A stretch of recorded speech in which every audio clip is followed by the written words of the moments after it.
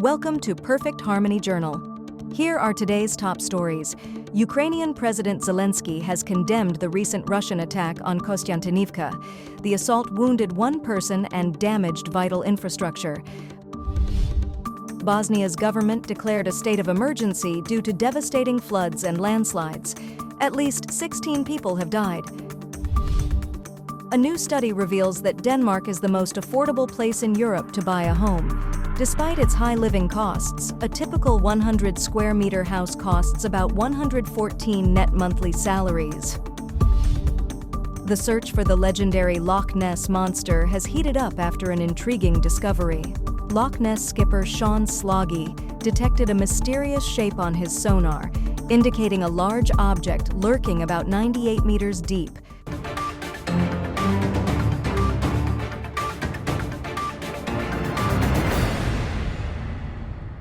Ukrainian President Zelensky has condemned the recent Russian attack on Kostyantynivka, calling it heinous evil. Russian attacks wounded one person and destroyed civilian infrastructure in the eastern Ukrainian city of Kostyantynivka on Thursday, leaving residents waking up to the sound of explosions and fear of more attacks.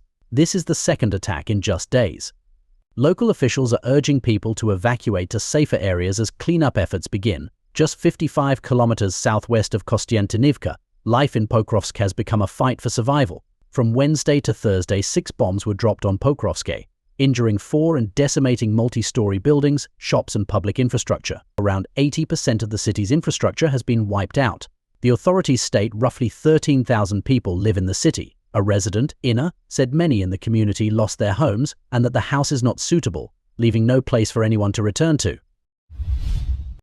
On October 4th, a Spanish Air Force F-18 Hornet fighter jet crashed during low-altitude training exercises near Peralillos in the province of Teruel, Spain.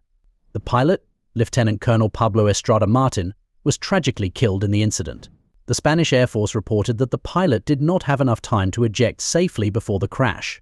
Emergency services responded promptly but pronounced him dead at the scene. In a social media post, the Spanish Air Force expressed their condolences, stating, "We regret to inform you that the death of our colleague, Lieutenant Colonel Pablo Estrada Martin, assigned to Wing 12, has been confirmed in the F-18 accident. We share in the grief of his family and friends. Rest in peace, comrade." The cause of the accident is currently under investigation. On October 4th, Bosnia's government declared a state of emergency after floods and landslides killed at least 16 people. The flooding severely impacted towns and villages in central and southern Bosnia. A spokesman for the local administration reported that 14 people were found dead in the southern town of Jablanica, with 2 more bodies discovered later.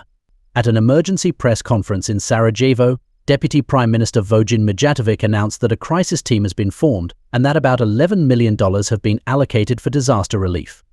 He said, "The government of the Federation of Bosnia and Herzegovina is in a permanent session and has the task of coordinating activities and making available all federal firms, public enterprises for the purpose of helping flooded areas in the country, and this headquarters has the task of coordinating activities together with the Civil Protection Headquarters.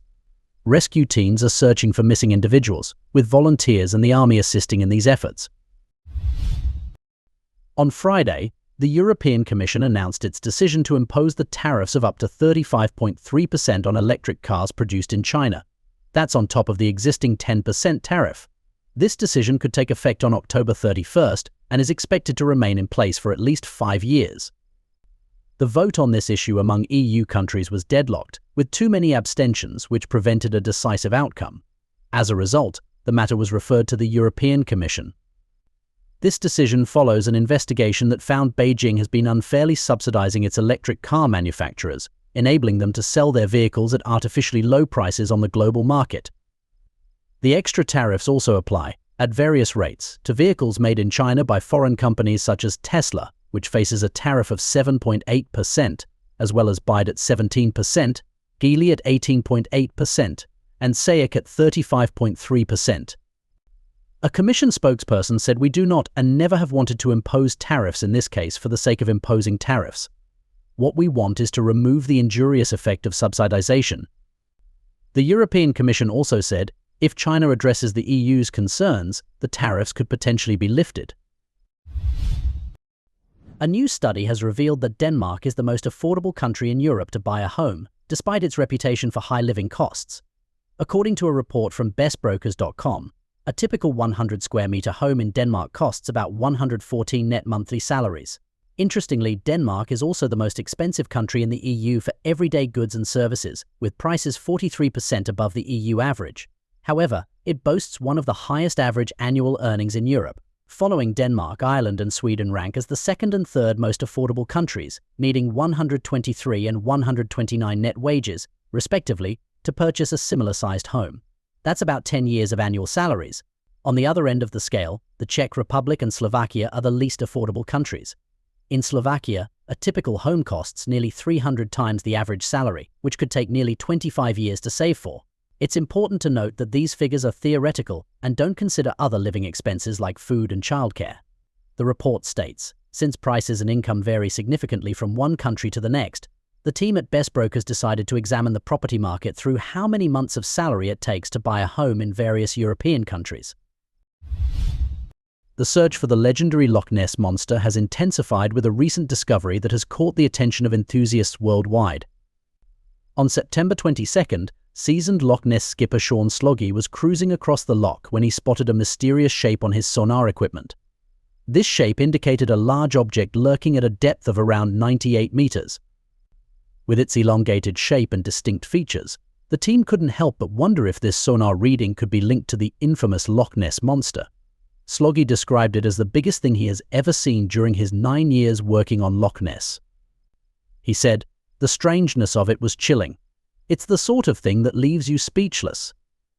Sloggy explained that while they have encountered various fish species during their time on the loch, this sighting felt different. However, when they returned to the location to investigate further, the mysterious object had vanished, leaving the team baffled.